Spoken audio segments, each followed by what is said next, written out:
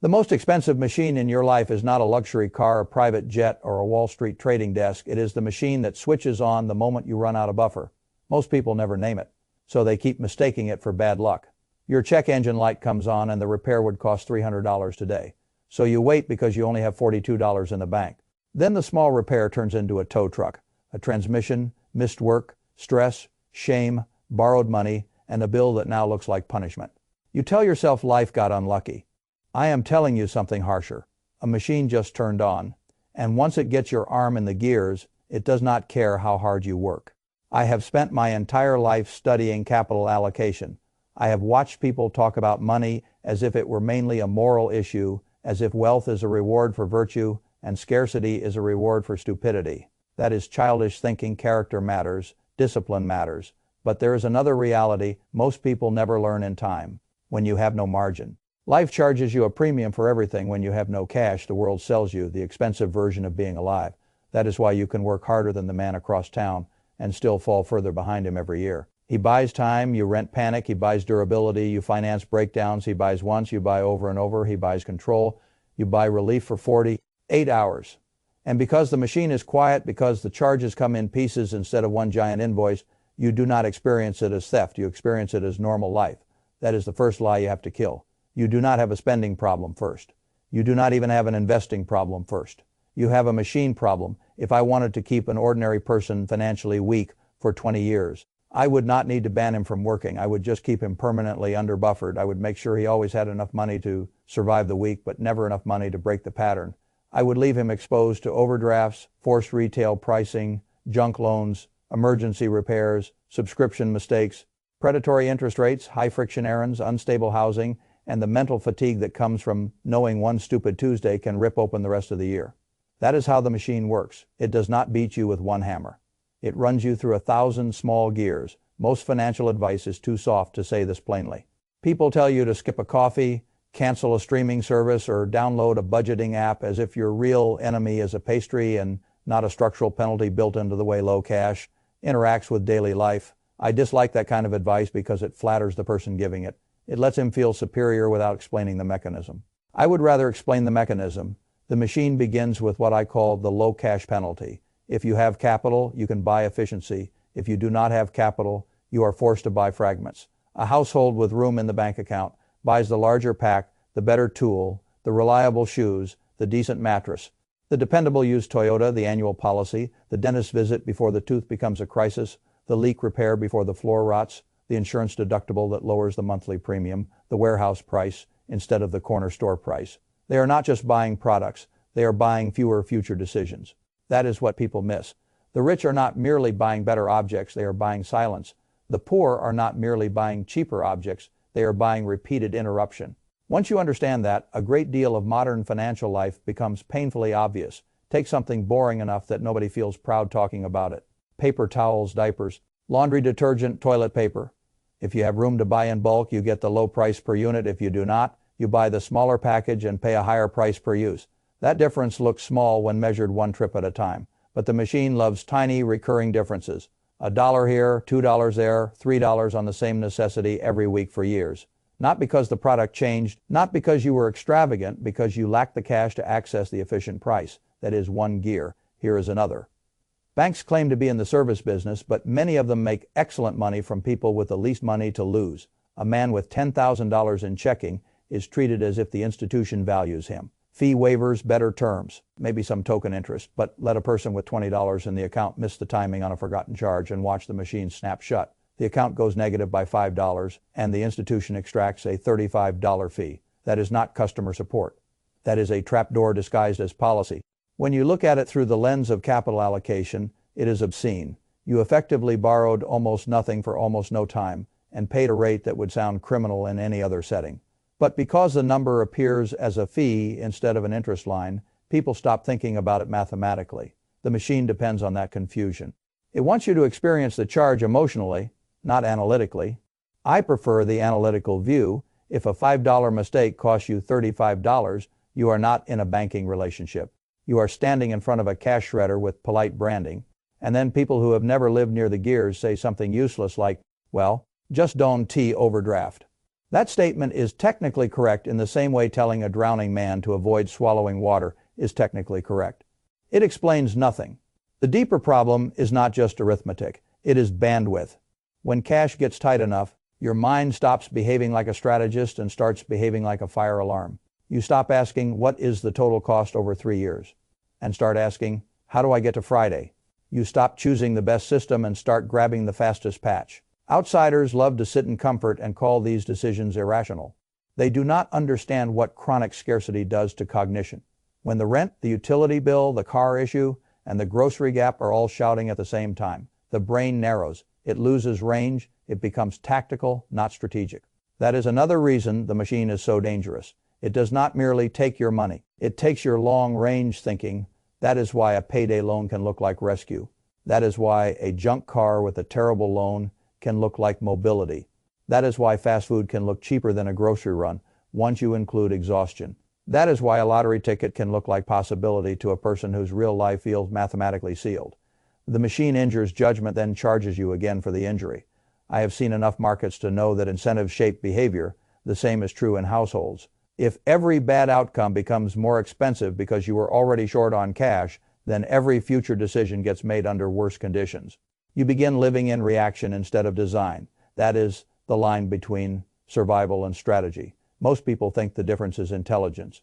Very often the difference is margin. Look at transportation and you will see the machine in full daylight.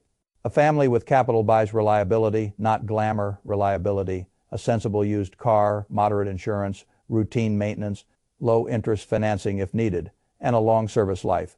They pay for transportation once, and then harvest years of predictable usefulness. A family without capital often buys whatever gets them out of the lot. The dealer knows it, the lender knows it, the machine has already tagged the household as vulnerable, which means the terms get worse exactly when the need gets higher.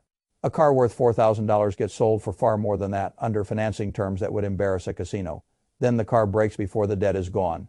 Now you are paying for failure in the present and the past at the same time. That is not just a bad car decision. That is a machine extracting double payment from desperation.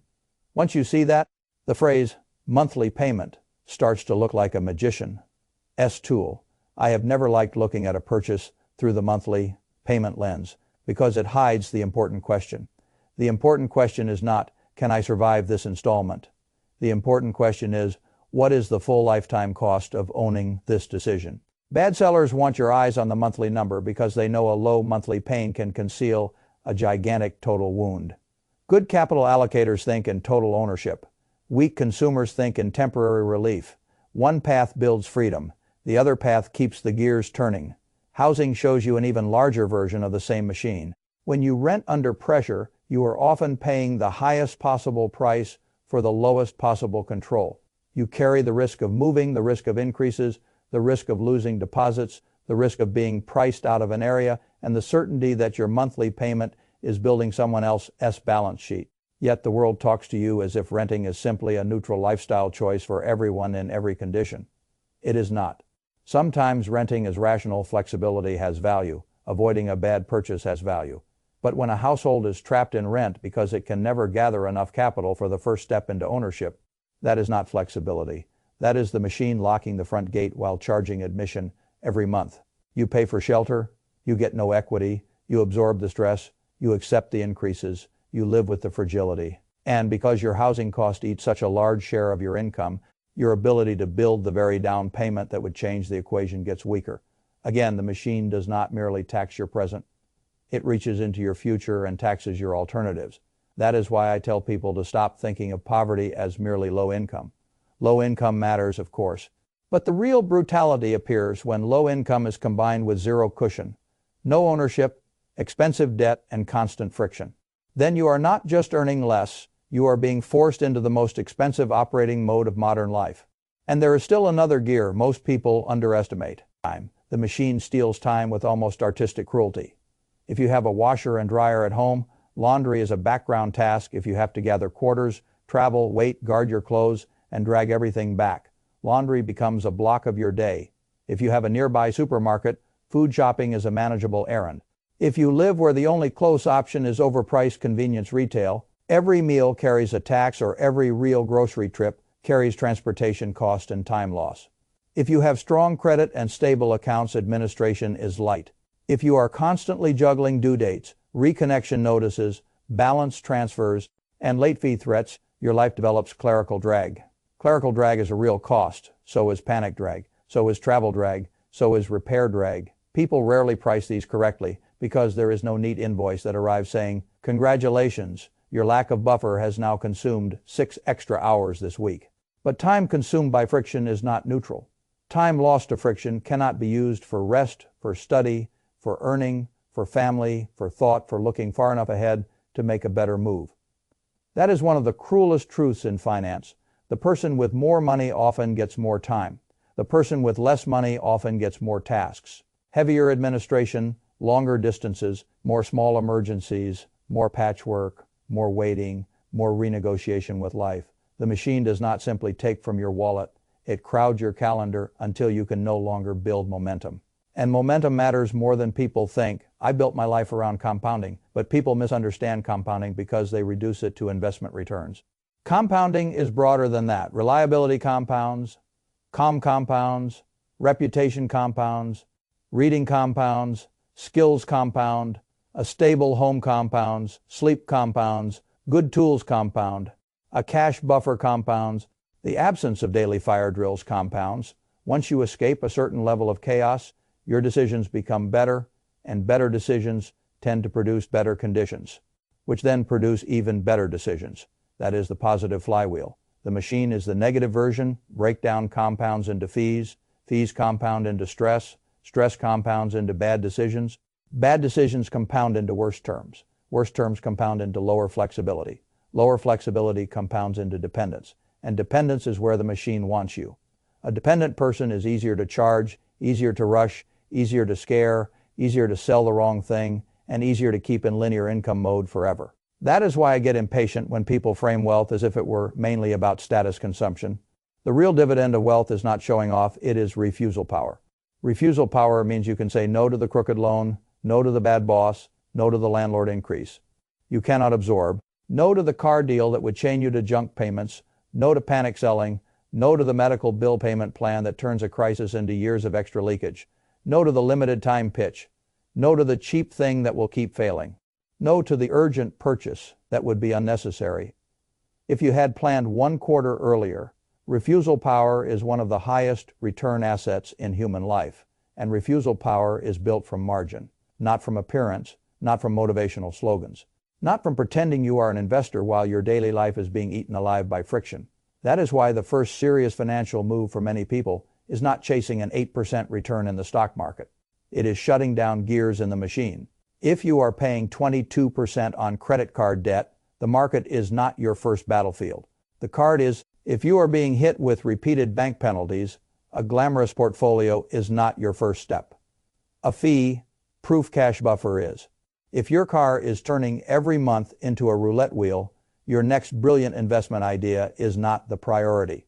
Reliability is. I am not anti-investing.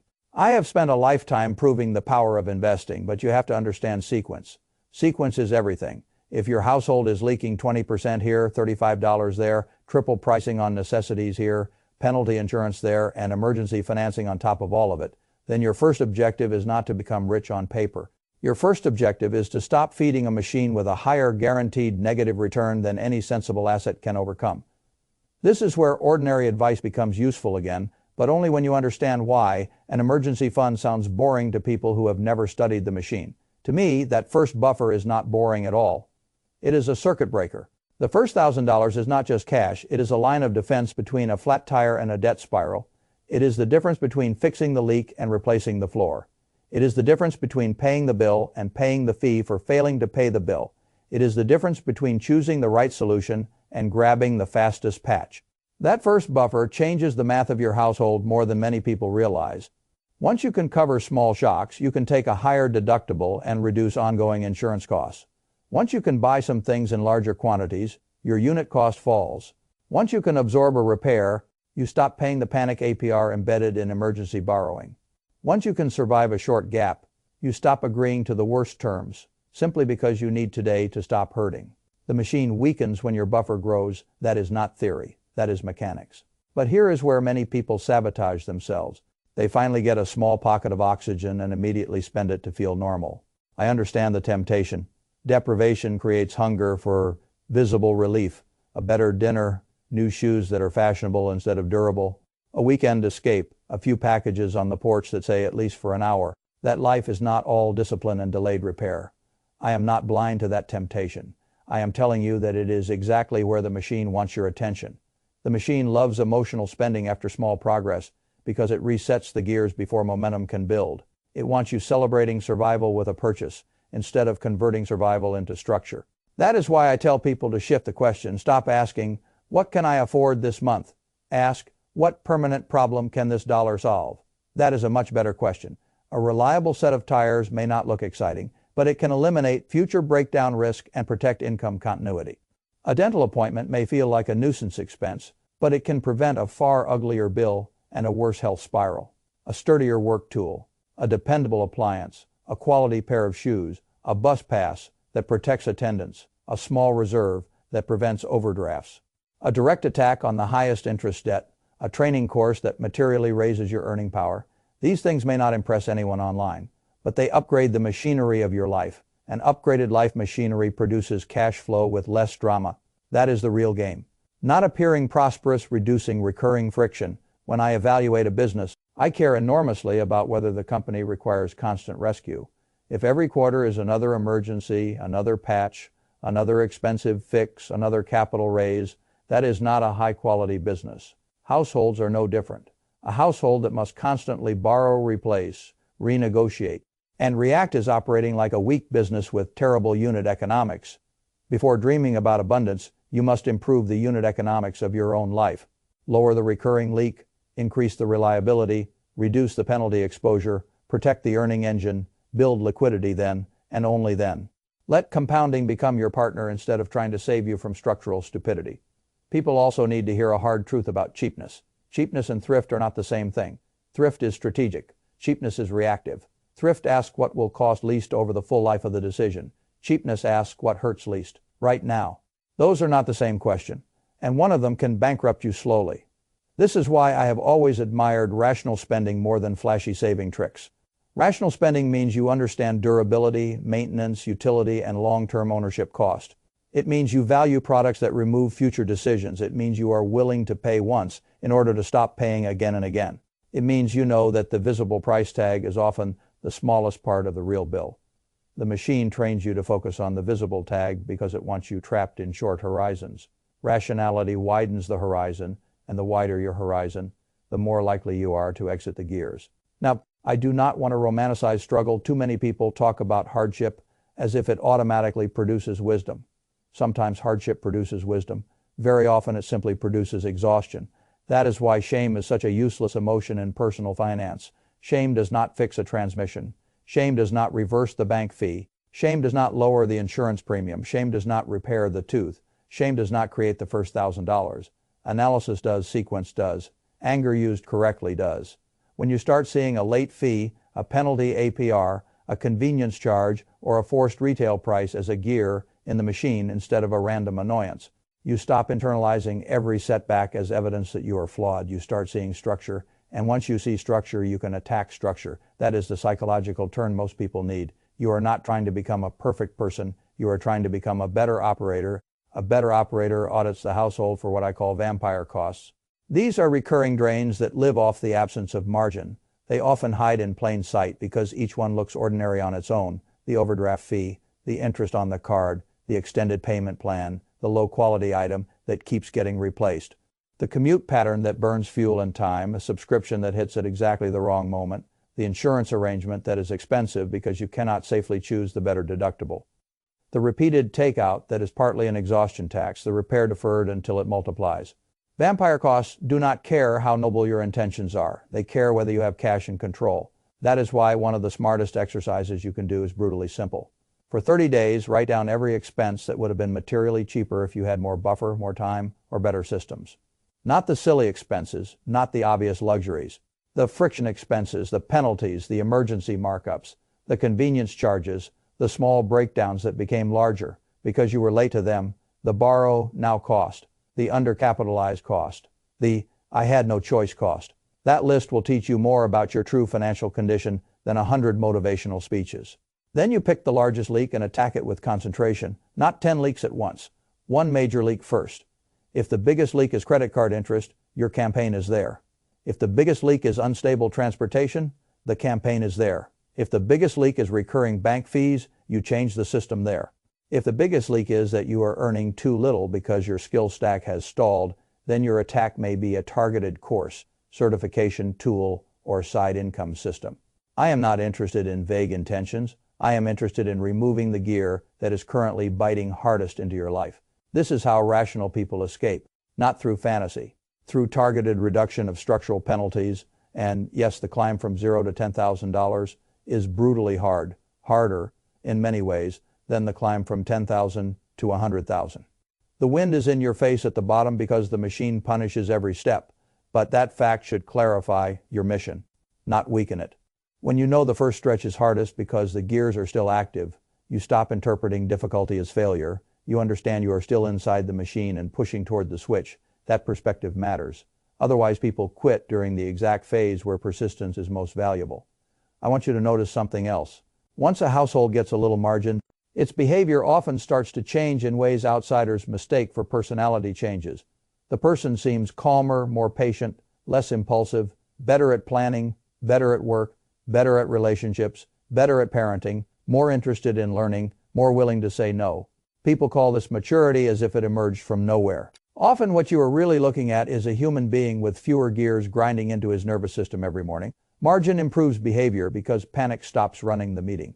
That is one reason I have always said that money, at its best, is not mainly about luxury. It is about the ability to make decisions without immediate fear sitting on your chest. A person who can think clearly for long enough to choose well has a tremendous advantage over a person trapped in constant urgency. Clarity is a financial asset. Liquidity protects clarity. That is why buffer capital is more than money. It is cognitive protection. If you want a richer life, pursue low cortisol economics, pursue fewer emergency decisions, pursue lower penalty exposure, pursue tools and systems that keep working, pursue ownership where ownership is rational, pursue durable products instead of theatrical bargains, pursue skill assets that raise your hourly value, pursue enough cash to reject crooked offers. That is wealth in its most practical form. Now, none of this means the world is fair. It is not. A lot of people begin miles behind the starting line.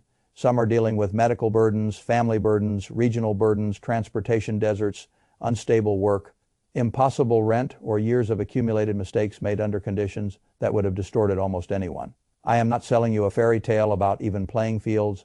I am giving you a harsher truth and a more useful one. The machine is real, which means the exit can also be real, but you cannot exit a machine you refuse to name. You cannot keep acting as if every financial bruise came from nowhere.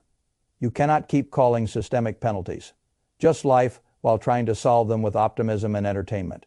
You cannot build serious wealth while remaining a premium customer of overdrafts, high-interest debt, fragile tools, disposable purchases, and emergency markups. The machine will always outrun your progress if you keep feeding it.